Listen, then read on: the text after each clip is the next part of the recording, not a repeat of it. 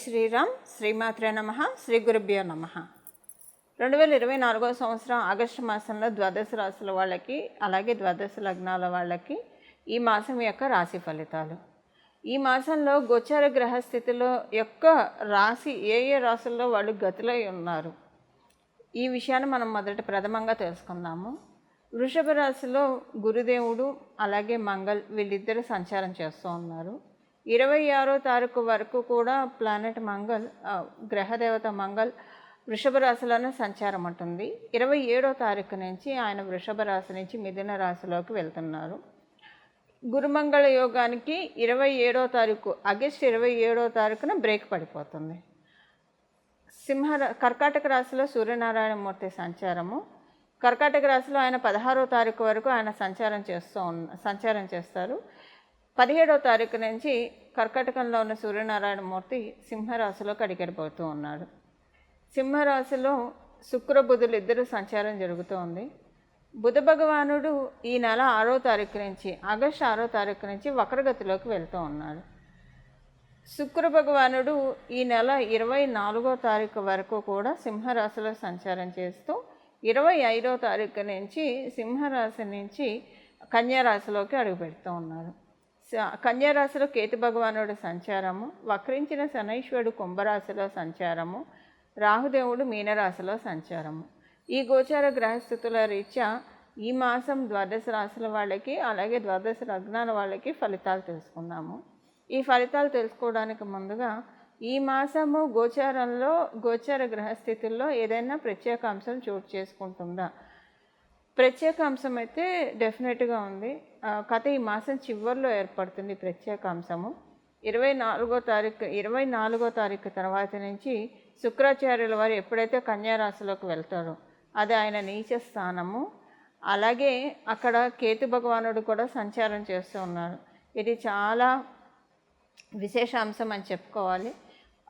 దీని గురించి అంటే దీనివల్ల ద్వాదశ రాశుల వాళ్ళకి ఏమన్నా జాగ్రత్తలు ఉన్నాయా, ఇవన్నీ కూడా మనం ఈ వీడియోలో తెలుసుకోవడానికి ప్రయత్నిద్దాము. అలాగే సూర్యనారాయణమూర్తి తన సక్షేత్రమైన సింహరాశిలోకి 17వ తారీఖు నుంచి అడుగు పెడుతూ ఉన్నారు. ఇదొక ప్రత్యేక అంశము. గోచారంలో 2 గ్రహాలు వక్రగతిలో, ఆల్రెడీ శనైశ్వరుడు వక్రగతిలో ఉన్నారు. 6వ తారీఖు నుంచి బుధ భగవానుడు కూడా వక్రగతిలోకి వెళ్తూ ఉన్నారు. గురుమంగళ యోగాన్ని కలగచేసిన 2 గ్రహ దేవతలు గురుదేవుడు మరియు మంగళ్ వీళ్ళిద్దరూ కూడా ఈ మాసం 27వ తారీఖు నుంచి గురుమంగళ యోగానికి బ్రేక్ పడుతూ ఉంది. అంటే మిథున రాశిలోకి ఆయన వెళ్ళిపోయిన తర్వాత గురుమంగళ యోగం విడిపోతుంది. ఇవన్నీ కూడా విశేషాంశాలు ఈ మాసము. అయితే ఈ మాసం మొదటి 3 రోజులు ఇంకా ప్రత్యేకాంశం ఉంది. అదొకసారి నేను మీకు చెప్పి ఈ ప్రత్యేకాంశాన్ని మీ జన్మజాతకంలో ఉన్నా లేకపోయినా ఎలా యాక్టివేట్ చేసుకోవాలి ఇది కూడా మనం ఒకసారి మాట్లాడుకుందాం. చంద్రభగవానుడు ఈ మాసం 3 రోజులు, మొదటి 3 రోజులు కూడా అంటే ఆగస్టు 1వ తారీఖు నుంచి ఆగస్టు 3వ తారీఖు వరకు ఆయన మిథున రాశిలో సంచారం చేస్తూ ఉన్నారు. మిథున రాశిలో ఆయన సంచారం చేస్తున్నప్పుడు గ్రహమాలిక యోగం ఒకటి ఖగోళంలో చోటు చేసుకుంటూ ఉంది. ఎక్కడి నుంచి చోటు చేసుకుంటూ ఉంది? మిథున రాశి నుంచి స్టార్ట్ అవ్వలేదు ఈ గ్రహమాలిక యోగము.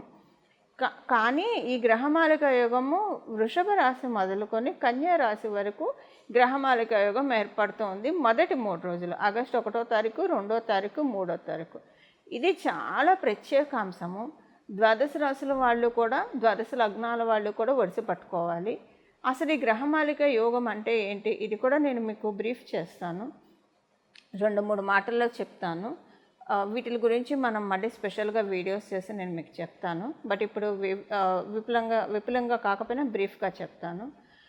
ఇప్పుడు మనకు ఒక పూల చెట్లు ఉన్నాయనుకోండి, చాలా పూలు ఉన్నాయనుకోండి, కనకాంబరాలు కావచ్చు, మల్లెపూలు కావచ్చు, సన్నజాజులు, విరజాజులు ఇలా కోసుకొచ్చేస్తాం, అలా పెట్టేస్తాం.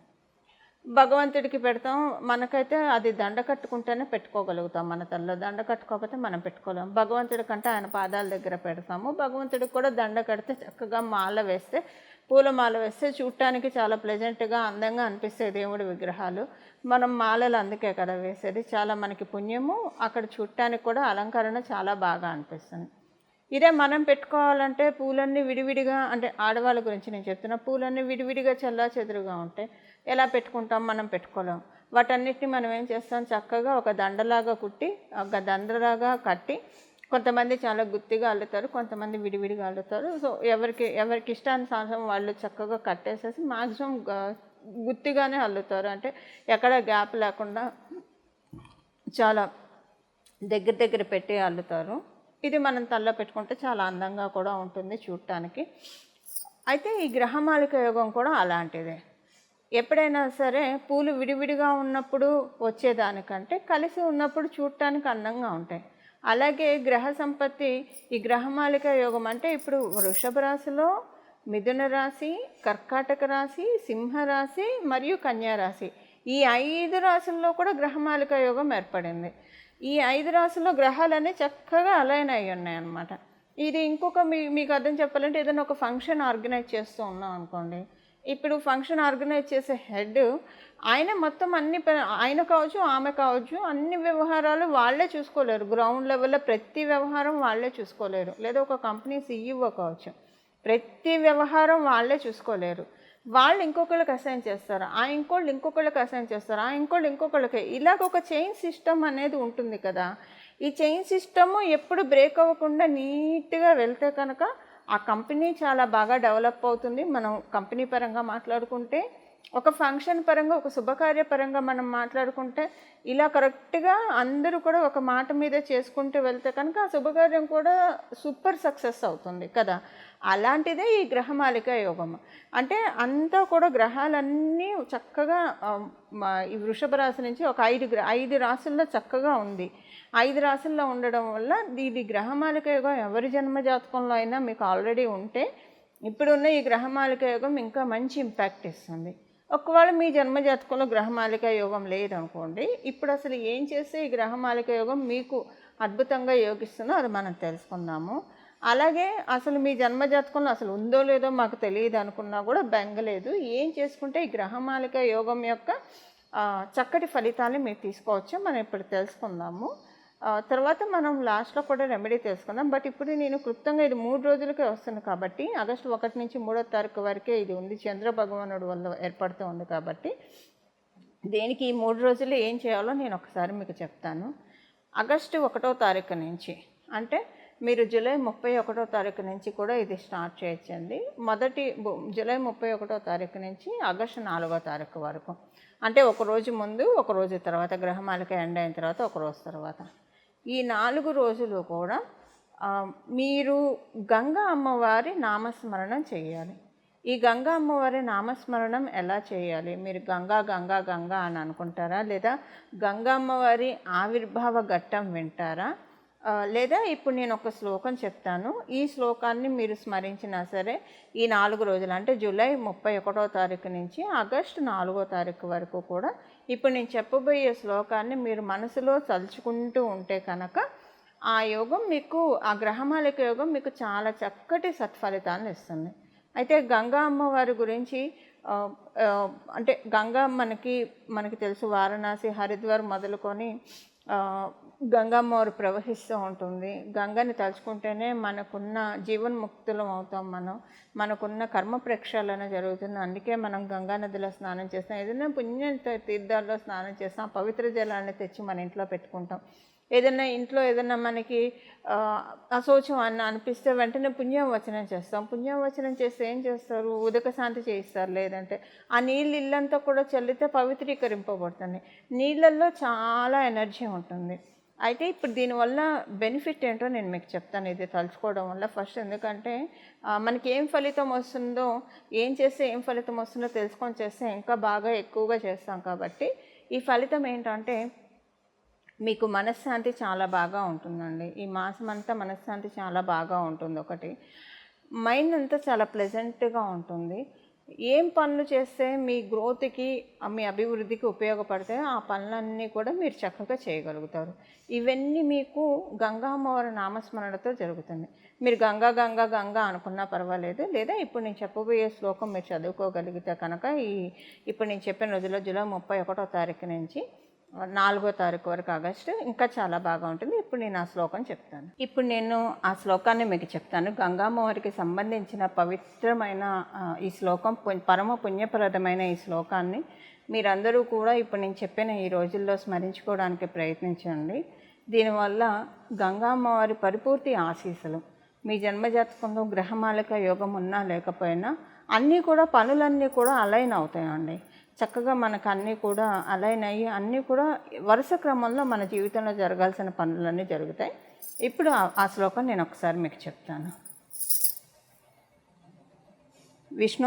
విష్ణు పాదోద్భవే దేవి గంగే త్రిపదగామిని జటాజూట గతే శంభో భాగీరథి నమోస్తుతే. విష్ణు పాదోద్భవే దేవి గంగే త్రిపదగామిని జటాజూట గతే శంభో భాగీరథి నమోస్తుతే.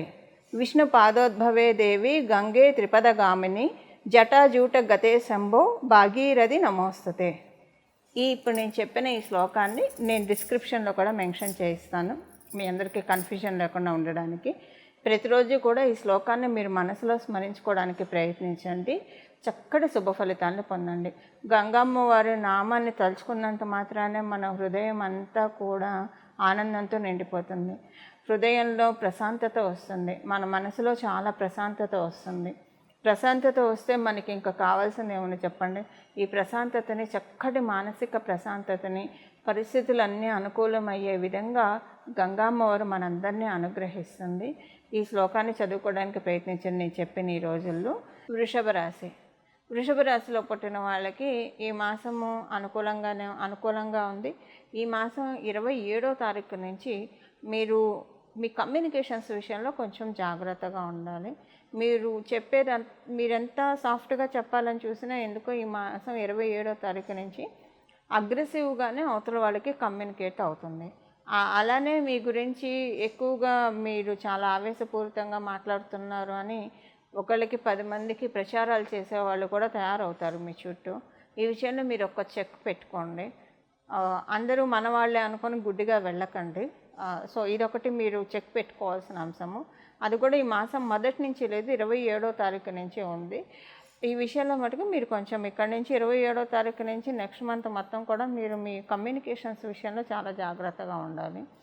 ప్రత్యేకించి కొత్తగా ఉద్యోగం ప్రయత్నం చేయాలనుకున్న వాళ్ళకి, లేదా ఆల్రెడీ ఒక చోట జాబ్ చేస్తూ ఇంకొక చోటకి మారాలనుకున్న వాళ్ళకి, లేదా బెటర్మెంట్ కోసం ఎవరైతే ఎదురు చూస్తున్నారో వీళ్ళందరికీ కూడా ఈ మాసం 27వ తారీఖు నుంచి మటుకు ఎలాంటి ప్రయత్నాలు చేయకండి.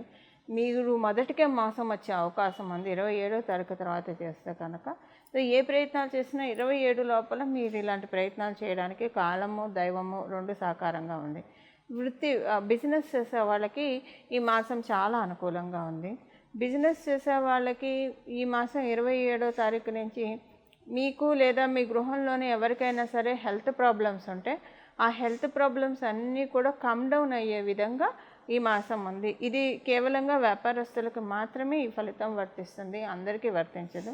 విద్యార్థులను వీళ్ళకి కూడా మీకు కనుక సంతానం ఉండి వాళ్ళు విద్యార్థులైన వాళ్ళకి అప్లికేబిలిటీ ఉంటుంది. లేదా మీ సంతానము వృషభ రాశి లేదా వృషభ లగ్నంలో పుట్టిన వాళ్ళకి కూడా ఈ పాయింట్ అప్లికేబిలిటీ ఉంటుంది. ఇప్పుడు వారికి ఒకవేళ వాళ్ళు ఉద్యోగం చేస్తూ ఉంటే కనుక అధికారులతోటి అనుకూలతలు ఉంటాయి.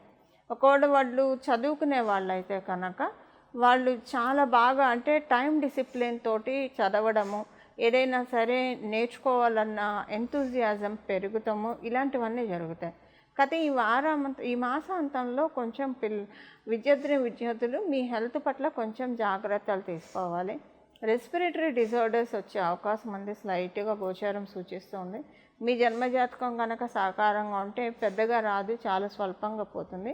మీ జన్మజాతకం ప్రస్తుతం సహకారంగా లేకపోతే ఇది కొంచెం ఇబ్బంది పెట్టే అంశంగా ఉంటుంది, కనీసం ఒక 10 రోజులు. ఈ విషయంలో మీరు కొంచెం జాగ్రత్తగా ఉండాలి. ఈ విషయాలు ఇంకా మిగతా విషయాల్లో అంతా కూడా వృషభ రాశి వృషభ లగ్నంలో పుట్టిన వాళ్ళకి ఈ మాసం అంతా కూడా చక్కగా ఉంది. ఈ మాసం ద్వాదశ రాశుల వాళ్ళు చేసుకోవాల్సిన పరిహారం అయితే మొదట గంగామ్మవారికి సంబంధించిన శ్లోకాన్ని తెలుసుకున్నాం కదా, అది ఈ మాసం అంతా చేసుకోవచ్చు అంటే చక్కగా చేసుకోవచ్చు, ఎలాంటి ఇబ్బంది లేదు, చాలా మంచి ఫలితాలు ఉంటాయి. గంగామ్మవారిని ఎప్పుడు తలుచుకున్నా కూడా మనం చాలా బ్రహ్మ గడిగిన పాదము, గంగాజలము విష్ణుమూర్తి పాదాల్లోంచి అమ్మవారు ఉద్భవించారు. సో అందువల్ల విష్ణుమూర్తిని మనం విష్ణుమూర్తి పాదాన్ని కూడా ధ్యానించిన వాళ్ళం అవుతాము. అలాగ మనం శ్రీలక్ష్మి అమ్మవారి యొక్క కృపా కటాక్షాలను కూడా మనం పొందగలిగిన వాళ్ళం అవుతాము. అయితే దాంతోపాటు ఇప్పుడు మనం తెలుసుకోబోయే ఈ నామాన్ని కూడా జపించడం వల్ల ఇంకా మనకి ఒక చాలా చక్కటి సత్ఫలితాన్ని ఈ మాసం మొత్తం కూడా పొందగలుగుతాము. మొదట తెలుసుకున్న ఆ శ్లోకాన్ని, ఈ నామాన్ని, ఈ రెండింటిని కూడా జపించడానికి ప్రయత్నించండి. చాలా చక్కటి శుభ ఫలితాలు అందుతాయి. చూశారు కదండి మీ రాశి యొక్క రాశి ఫలితాలు. ఇప్పుడు ఏ పరిహారం చేసుకోవాలో ఒక్కసారి మనం చూద్దాము. ఈ మాసం యొక్క విశేషాంశాలు చాలా ఉన్నాయి. అయితే ఈ మాసము మనకి ఆగస్టు నెల అంతా బాగుండాలంటే శ్రీలక్ష్మి అమ్మవారి ఆరాధన మనం ఎలానో చేస్తాము. శ్రీలక్ష్మి అమ్మవారి ఆరాధన ఈ నామంతో, ఇప్పుడు నేను చెప్పబోయే నామంతో ఈ ఆగస్టు మొత్తం కూడా ఈ నామస్మరణ మనసులో చేసుకుంటూ ఉంటే కనుక చాలా చక్కటి శుభ ఫలితాలు వస్తాయి. ఆ నామం ఏంటి ఇప్పుడు నేను మీకు చెప్తాను. శ్రీం భార్గవ్య నమః, శ్రీం భార్గవ్య నమః, శ్రీం భార్గవ్య నమః. ఈ నామాన్ని ఈ మాసం అంతా కూడా తలుచుకోవడానికి ప్రయత్నించండి. మనసులో నామజపానికి ఎలాంటి తప్పు లేదు. మనసులో మీరు అంటే ఉదయాన్నే లేచి స్నానం చేసిన వెంటనే ఇప్పుడు నేను చెప్పిన నామాన్ని ఒక 108 సార్లు లేదా 21 సార్లు అనుకొని, తర్వాత మీరు ఏ పనిలో ఉన్నా సరే బీజాక్షరం తీసేసి భార్గవ్య నమః, భార్గవ్య నమః, భార్గవ్య నమః అని అనుకుంటే కనుక చాలా మంచి ఫలితాలు వస్తాయి. ఈ నెల ఎండింగ్లో మంగళుడు మిథున రాశిలోకి వస్తున్నాడు. మిథున రాశిలోకి వస్తున్నాడు. ఆయన మిథున రాశిలోకి వచ్చి మనకి చాలా బ్లెస్సింగ్స్ ఇస్తారు. ఆ బ్లెస్సింగ్స్ మనం యాక్టివేట్ చేసుకోవడానికి భార్గవ్యే నమః అనే ఈ నామాన్ని పట్టుకోవడం చాలా ఇంపార్టెంట్. సో ఈ నామాన్ని ఈ నెలంతా ఉపాసిద్దాము. చక్కటి సత్ఫలితాన్ని మనం శీఘ్రంగా పొందుదాము. మంగళం. నమో భగవతే వాసుదేవాయ.